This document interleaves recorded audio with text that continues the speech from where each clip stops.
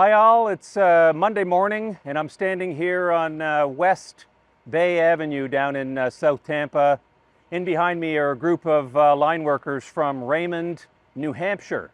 Come all the way down from New England, part of the 6,000 resources that we've brought in from out of state to help support this restoration from Hurricane Milton.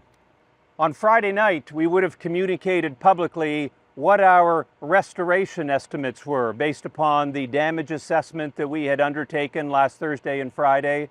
We communicated that we expected to wrap up restoration up in Pasco County by end of day today.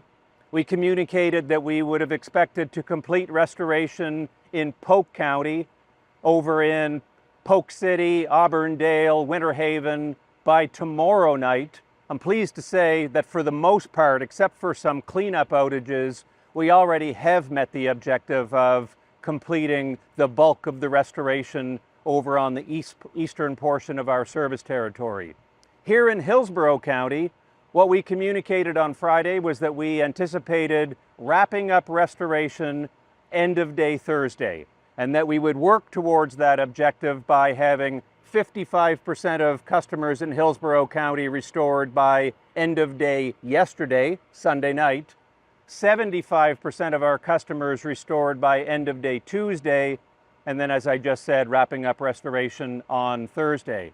I'm pleased to report that as of this morning, we have already met the 75% restoration in Hillsborough County. So we are well on our way to maintaining the promise that we made on Thursday night to complete restoration on Thursday evening. I wanted to take a couple of minutes just to talk about again, two issues that we hear about repeatedly from customers. One is, how do you prioritize this restoration? Why does one neighborhood seem to get power restored more quickly than another? As I shared yesterday, our distribution network, which is what feeds all of these communities, like this one right here, is broken up into 800 different circuits.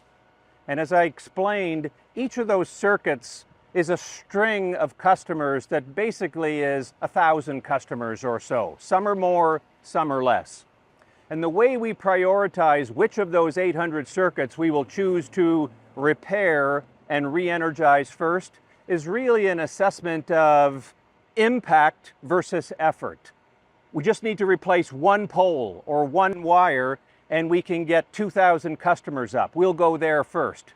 If it's a whole lot of work and a whole lot of trucks and it's only 5 customers, unfortunately that lands a little bit lower in the prioritization list. At the end of the day, we're going to get to you regardless of where you land on the list. But I just wanted to make that point clear. It's really an assessment of impact, number of customers, relative to the effort that it will take. The second point that I wanted to hit on, I have lots of people who will say to me, why do you seem to work all day long with 6,000 people, but if I look at the outage map, I really don't see the outage count change very much?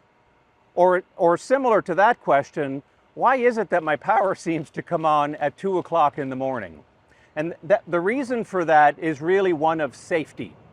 We have so many people, so many contractors who are working on our system that they work all day, and it's only at the end of their 16-hour shift that we begin the process, when we know it's safe, when we know we have a good understanding of who's out working on our lines.